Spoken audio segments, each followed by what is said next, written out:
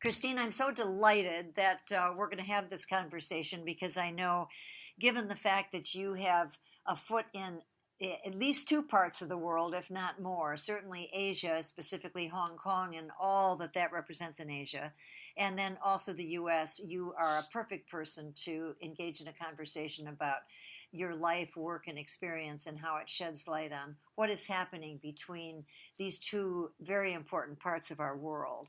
One of the things you and I have talked about in the past is what's happening in terms of the changes over the last 15 years and how they've affected the middle class, this highly quickly developing middle class in Asia, specifically millennials. You had great stuff to say about that.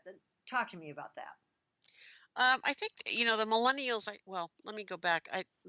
I think the emerging middle class has been most apparent in China. Not that it hasn't happened in other countries, but you have such a huge population there.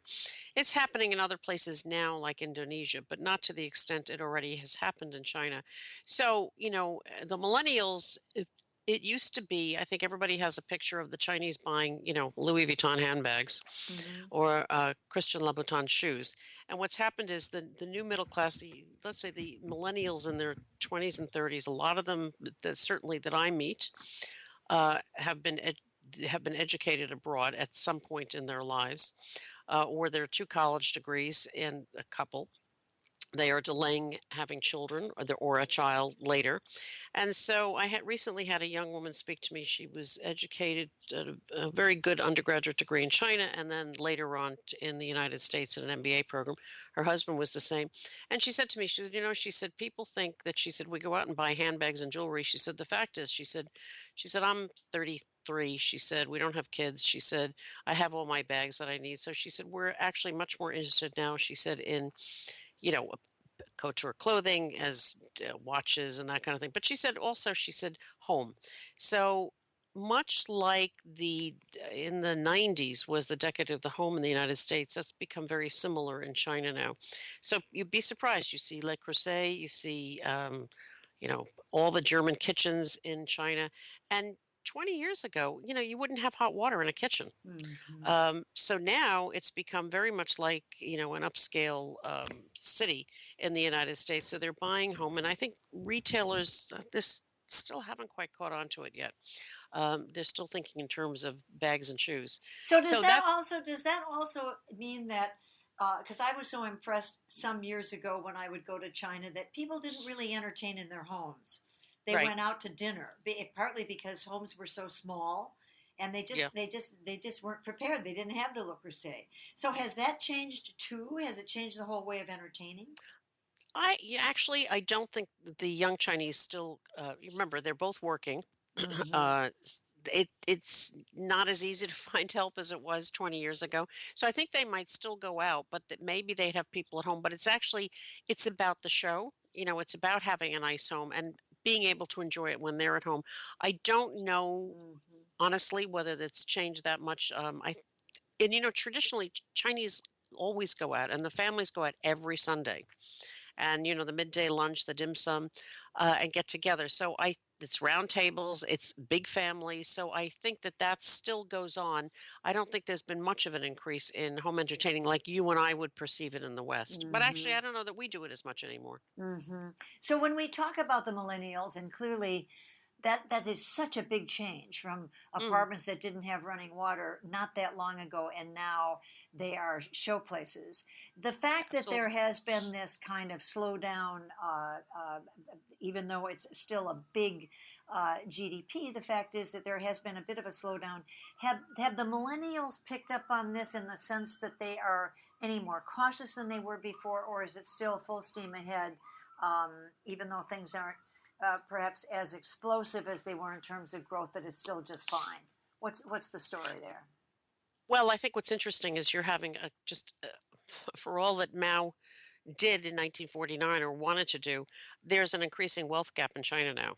So you have, the very edge. The interesting thing is you do have a bigger middle class, but you have way too many college graduates coming out of China or graduating from university in China than there are really good jobs. So you have a glut of college educated kids who don't have great jobs. as opposed to the people who have no college education, who are still the factory workers, moving around China. And then you have the uber rich who are, like the couple I described, they've gone to school abroad. And, it's interesting. Some of the companies, like certain consulting firms, I've been quite impressed with them. They'll hire a person who has a good undergraduate degree from China. They speak English, of course.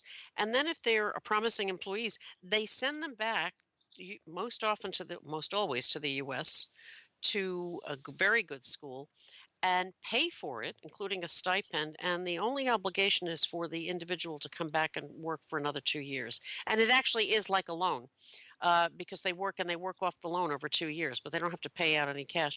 And they're very impressive young people. But this is the way this particular consultancy attracts good people and keeps good people. And the young Chinese, they'll leave, but they're not anxious to leave. They're not looking at it as, oh, look what I got, and I'm going to leave and get a better job. They actually appreciate the loyalty. So it's a big change. That sounds like a really big change. Now, when they come back here, you're talking about a graduate degree, right? An MBA. Yes, an MBA. Specifically? Always an MBA. Mm-hmm. Boy, that's a big change. Certainly. Absolutely. And yeah, go ahead. Go ahead. No, what I was going to say, 10 years ago, you would have, when this happened a lot, in Hong Kong as well, people would get sent over by their companies and then they come back and quit. I mean, I've had candidates over the years who have done that, which I don't think to me, it's a morality issue.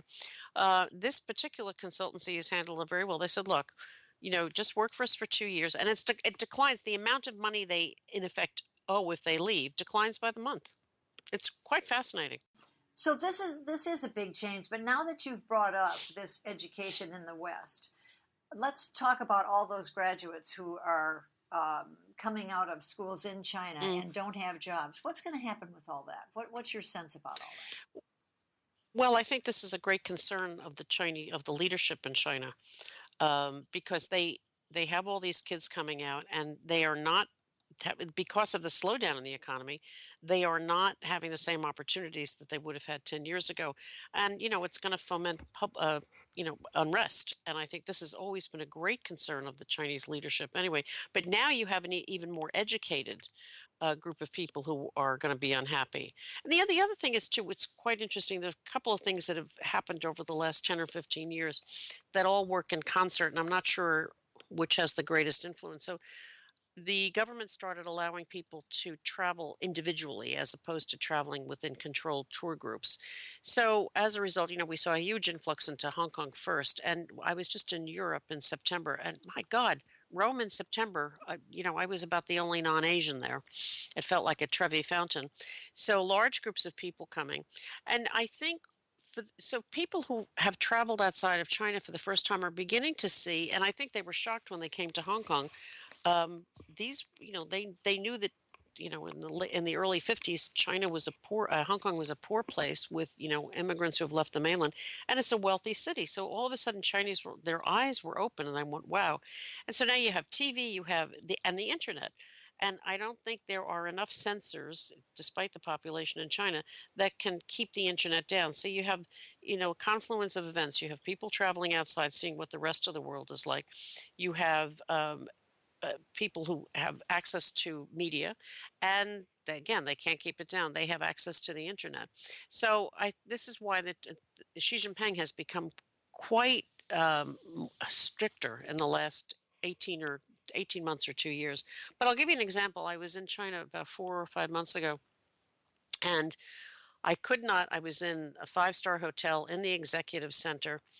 What hotel? I mean, what city are we talking about? I was in Shanghai at the Shangri-La in Pudong. Got it. And ordinarily, you can get an English language newspaper. You can get access to all your online papers and everything. Not now. And the South China Morning Post was the only English language newspaper, and it was a day old. So I spoke to the staff, and they were, of course, didn't want to say.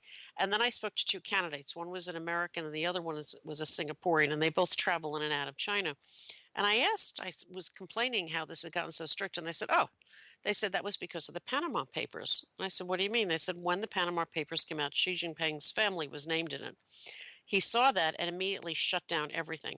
So these two people said to me, if you speak to any local Chinese, he said, if you say Panama Papers, they'll say, huh? And have no idea what that's going on.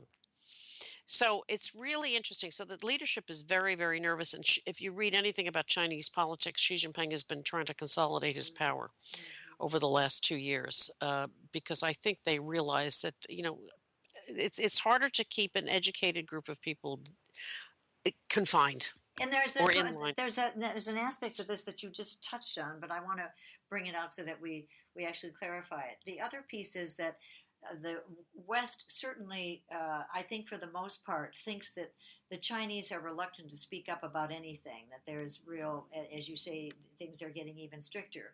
But in fact, people are speaking up. At least that's helped to sort of fed much of the attacks on corruption, for example, in some parts of the country, right? So how is this whole ability to speak up? Are they just selective in what it is they talk about?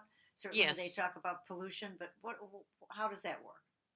Now, if you're a political dissident, if you speak out against the government on, freedom of information, you're jailed. So yes, people are very selective about what they talk about. So this whole, crackdown on corruption, this was also, I'm a little cynical about it. Yes, it was Xi Jinping cracking down on corruption, but it also allowed him to eliminate people who would challenge his authority. And consolidate So it's power. easy to Mhm. exactly. So it's easy to find a whistleblower if the government is sanctioning a crackdown on corruption. All right. So Mhm. I'm skeptical about how much of yes, I'm sure he's happy to crack down on corruption as long as it doesn't affect him. So back to the stuff that is about the environment, about pollution, about dirty air, about that sort of thing. Are people speaking up more about that sort of thing, and has it had an impact on the government? You know what? We don't hear a lot of that down here, and I don't think it's not allowed to be printed in China. Mhm. It's just not. I mean, they have a separate monitoring system or rating system for pollution. If you look at pictures of Beijing right now, the airport has been canceling flights in Beijing for the last week because the pollution is so bad. It's a combination of, the still burning coal trapped by humidity. Plus, I think some of the sands come off the Gobi Desert, so it's quite, it's kind of an orange haze. No, not a fun place to be right now. Mhm. So we're in kind of a whole new ballgame globally because of the new leadership that's coming into the United States. What Yep. kind of impact is all of that having on what's going on in China and Hong Kong and your part of the world? Well, I mean, people are very nervous out here because, again, I hate to say this, but people in the US, I think, a lot of them don't particularly read about, I don't read, period. They listen to Fox News, but if you read anything about politics out here, what's going on, the South Korean government is in crisis. They don't know whether she's going to resign or whether she's going to be impeached. They share a border with North Korea. When you had Trump during the election saying, well, it's fine if Japan and Korea both, take care of their own defense and get nuclear weapons. Well, you don't say things like that lightly because it makes people out here nervous and everyone's very, very nervous about the Chinese. They've built this big, um, I guess, city island. I guess it was an atoll before, but they built it up so it's a military complex in the middle of the South China Sea. Mm-hmm. You know that there's been controversy with the Philippines, and actually, the World Court, I forget which particular court, ruled in favor of the Philippines, saying yes, they did have a right, or they did. Yes, they had a right to fish in this particular part of the South China Sea. And this went on for 2 years. All well and good. The Chinese were furious. They said, no, we don't recognize that. So then the Chinese engage in checkbook diplomacy. So, of course, you have a new leader in the Philippines, Duterte, and the Chinese have bought him. So they went out and they gave $26 billion to the Philippines. I don't know which projects they were earmarked for. And so Duterte has now said, okay, well, we're going to, we're not going to, the court recognized this dispute, but that's fine. We agree with China. We're not going to So, push it now. Mm-hmm. well, no, we're not going to push it all. We'll just do Mm-hmm. whatever the Chinese say, in effect. So you have all of this going on. So people, I don't know that Japan is nervous, but South Korea is nervous because of North Korea. You have instability so there's the Philippines also. He's busy killing people, executing them. He just, yeah, and it's, it's how many people he told he used some expletives with the, President Obama. And then Mhm. you have some, also, some issues in Thailand. Their king has just died. Not that he's been present for the last few years, but it's a big upheaval, and they had him, the military is running it. So I mean, basically, you have a lot going on in the region.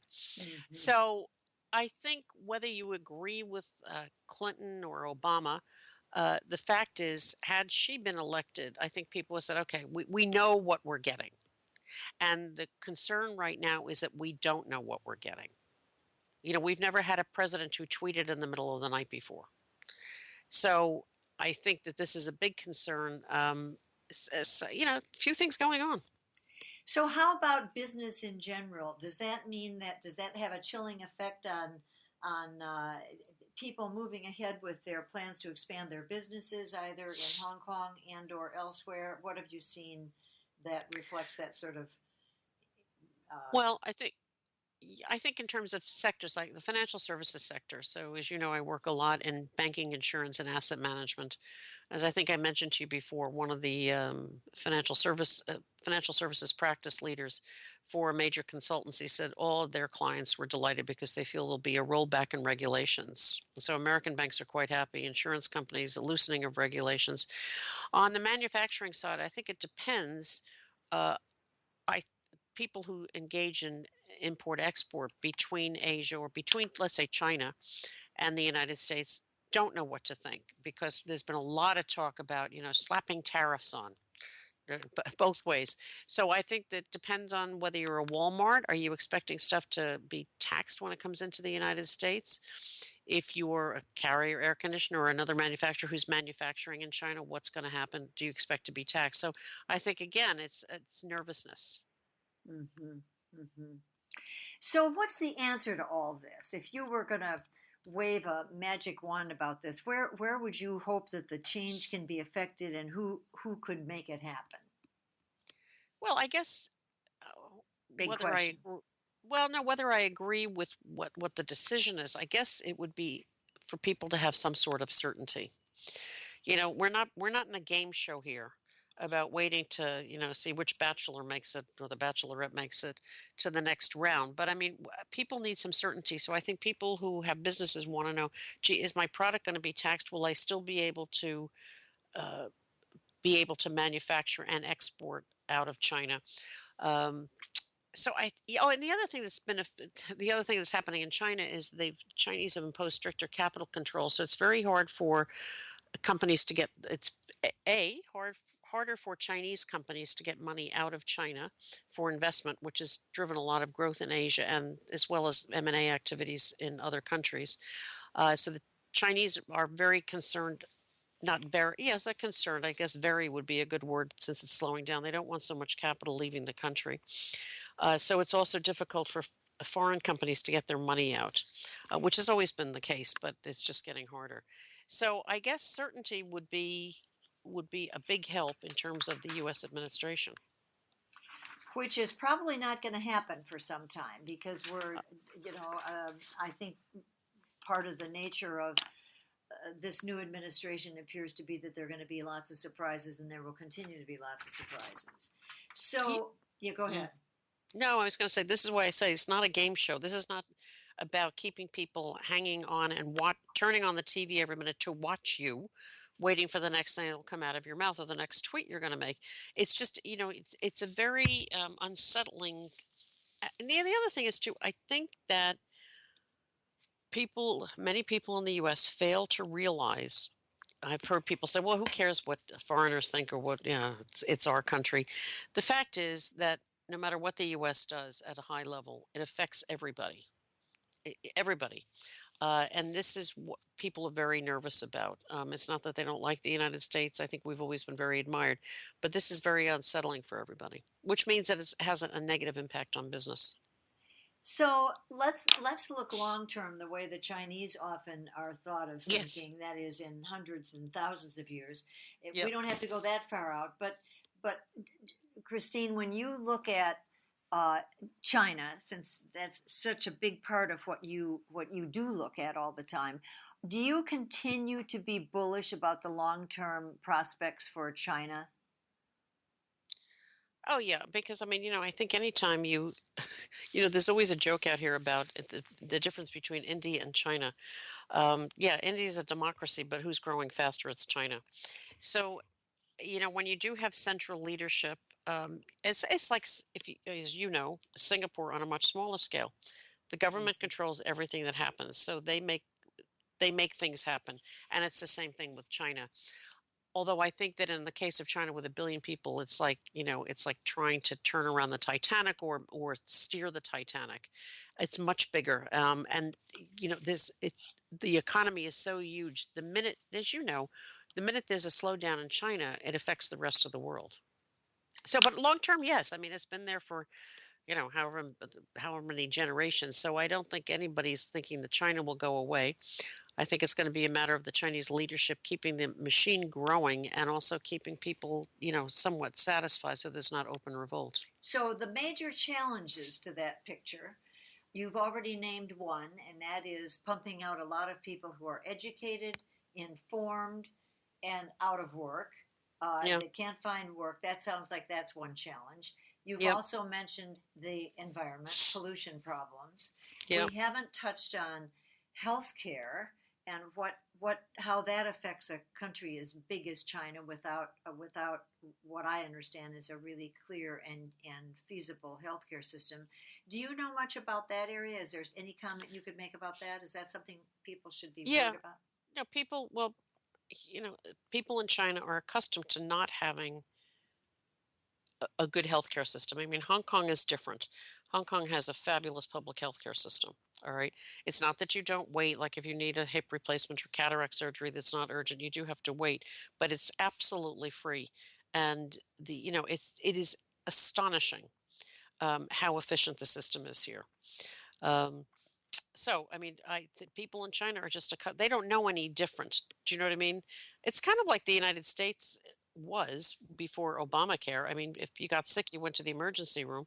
Now people have insurance, whether you agree with the premiums or not is a whole other story. But there's an aging population in China, but there's a different view of life. I mean, also the other thing is out here, I'm saying largely Asia, 60 is considered old. So, if you got sick at 65, they'd say, well, you're old anyway. So it's a very different point of view than a very developed country like the United States. Even in the UK, um, 65 is considered 70. Oh, well, why are we bothering? In the US, what is it? The 60 is the new 40? Hmm. Hmm. So does the change in the one child rule, does is that going to make any difference? Are people paying attention to that? You mentioned the young wealthy couple who don't even Yeah. have kids and may not plan to have them. Is there a shift in people's thinking about that maybe they don't need to have so many kids, although they thought they wished for more? Well, the dirty little secret is that people did have more than one child. Not everybody, because the government made it so expensive and difficult. I think what's interesting is among the more educated and affluent young Chinese, they're probably still going to have one child only, because I think they realize they want the best for that child. So it's like you know what it's like to bring up a child in New York City. you know, you are crazed from the time this child is 3, getting them into the right nursery school, to get into the right kindergarten, to get into the right grammar school, and on and on and on. And it's very similar with the Chinese. So one of the big aspects of growth areas, and it's been for some time in China, is anything to do with education. All of these, and it's Hong Kong as well. Any kind of after school activities, they have, language enhancement, dance, math, this, that, and the other thing. So you have one child and you devote, and remember, you have a couple with one child, and generally the child has 4 grandparents, because people do live a long time. So you have this little princeling who you have 6 people focused on. Okay, your 4 grandparents and your parents being brought along to the point where you get to college. You brought up education, and I think that's an important thing. The fact is, people somewhere in the world think that the rote system of learning, which is still very much in practice in China, is Yeah. one that doesn't instill critical thinking, the kind of thing that some people think is necessary for innovation. If one believes that's the case, will that change at all, or do these other programs, which are uh, evidence that people do have a concern about making sure their kids are thinking critically, will that just fill the gap for those who can afford it and the other system will stay for time immemorial? Or do you see the possibility of even shifting the basic way kids get educated in China? I think that the machine is so big, and it's been in place for so long, even in Hong Kong. I mean, people are afraid not to send their kids to a local, a very good local, uh, like one of the top band, first tier school, sorry, because that's the way they've done it. And everybody's like, "Oh, it's good enough for me," and they're afraid to deviate too much. And you have a machine built up around that type of education system. Or think of it in the US. When you have a system, so you have all these companies like Kaplan and Princeton doing all these, extracurricular things at older grades.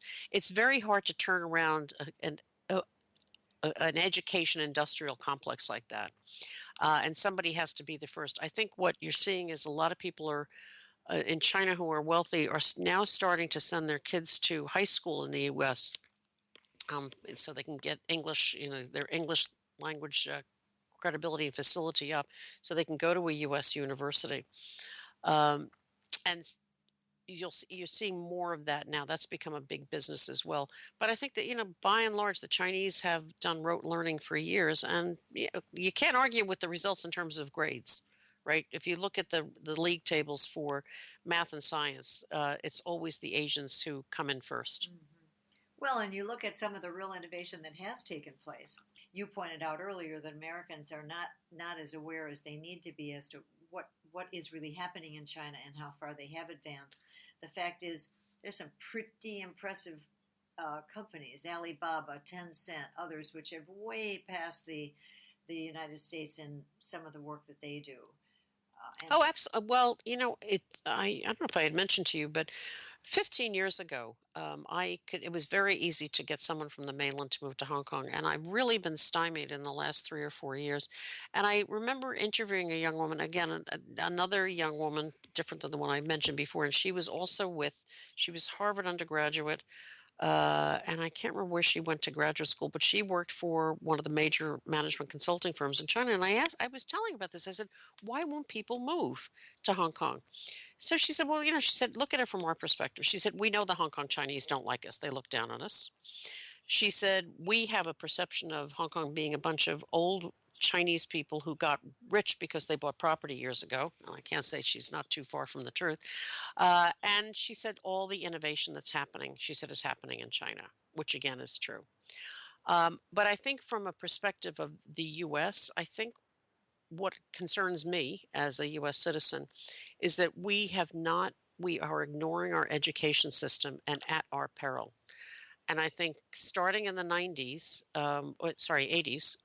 when people, we had the trickle down and let's cut taxes and we started starving education. If you think about it, if you went to a public school in the United States in the 60s and 70s, you could get a decent education and you would have art and music and PE, right? Not now. And I think we're not teaching people to read. I read some amazing statistics. Only 8% of 14-year-olds have any sense of history. We're just not teaching our kids as well as they should be taught. And we're not preparing them for the service economy that will be their future. And that is something that we as a country have a huge failing in. And this is where Asian countries get it. Yes, and I think you're right that we're not only not teaching American kids history, we're not giving them an appreciation for the diversity of the world and what is happening elsewhere. There's still a real there is an opinion that this place is great, and if it isn't, we'll fix it. Like we can somehow isolate ourselves from the rest of the world. So Well, but I think that and the kids that we're talking about have no sense of this. But this whole election has been run on make America great again, like bring back coal mining. Come on, this is not going to happen. And factory jobs are not going to return to the United States. They might talk about one of the Japanese automakers building a plant there. Come on, let's get real. We have to educate. We as a country have to educate our students to be prepared for non-manufacturing jobs, and we're not doing it. well, I think you're absolutely right, and I think it's going to be interesting to see what happens over the next several years with new leadership in Washington, and how we're going to do the kind of really increase the kind of global thinking that you're suggesting is an absolute Mm. necessity. It's We have to. we have to, and perhaps it means that individuals who in the past thought that this would just somehow happen, whether or not we were involved, not have now have to get a little more proactive. So, um, But I think one of the things it- no matter how good or bad the economy is, I would say, like when things slow down, we're still very busy because you know what? There is a shortage of talent globally for certain, uh, high level, and I don't mean CEO level. I'm talking about key leadership jobs.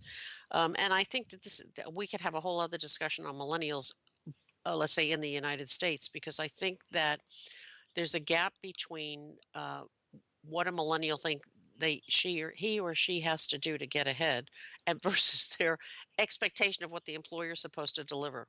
So that's a whole other subject for another conversation. you're right, and I think I'm in this TED residency, which it has a number Yeah. of millennials in it, and it has been an education for me. So perhaps that's going to be my next series. Um, Well, do you know what? One thing I was talking to a management consultant in Germany the other day, and he does a lot of training. And he was talking. He's in his 40s. He was talking about the millennials, and he said he's learning a lot from them. And he said for him, it's about the way millennials like to show up and about how they learn, which is much quicker. They don't want to do a 3 or 4 day course. They want to do things very quickly. And I said to him, I think that there's an opportunity, not an opportunity, but I think there's a need to talk to management. So instead of figuring out a way to deliver the training to the millennial in the way that the millennials hear, it sends up a flag to management. Gee, we might need to change the way the company is structured mm, because we're going to have all these millennials. You remember that we still have a big chunk of baby boomers who have yet to retire. That's coming though. And so millennials are going to work in a whole different way. And I think that companies really haven't caught on to that fact. They're trying to figure out how to best communicate with millennials in the existing corporate structure. They may want to be more forward thinking about how to change the structure of the company for this new workforce. well, especially when you look at the way things are going right now, if we changed nothing by the year, is it 2020? We'll have Yeah. 47% of the U.S. workforce will be actually freelance workers. So that says Yeah. that our corporations have been designed for a different population, which is in the current one isn't particularly interested in being part of that traditional Well, corporate structure. I don't. I don't know whether it's the carriage before the horse because I'm not sure whether 3/4 of the jobs, or an increasing number of jobs that are freelance, are because companies want to avoid paying benefits. Which you can do with somebody who's freelance, and that's a cost savings for the company, or whether it's because people don't want to work. Within I those actually companies. think that Might be a little bit of I both. actually, yeah, I think more people, the average person is probably more interested in having a safe, steady job and not working 2 or 3 jobs to make a living. I think the jury is out on that, but it might be that the selection that I've been looking at is a fairly self selective one. So you're Yeah. right. We could have another whole conversation on millennials. But this has been, uh, as usual with you, always fascinating. And Christine, you are just a wealth of information, and you have such an interesting way of connecting the dots between these two complex places that it's great fun to talk with you. Thank you so much. Well, thanks. I always enjoy catching up, Susan. Thanks. Bye.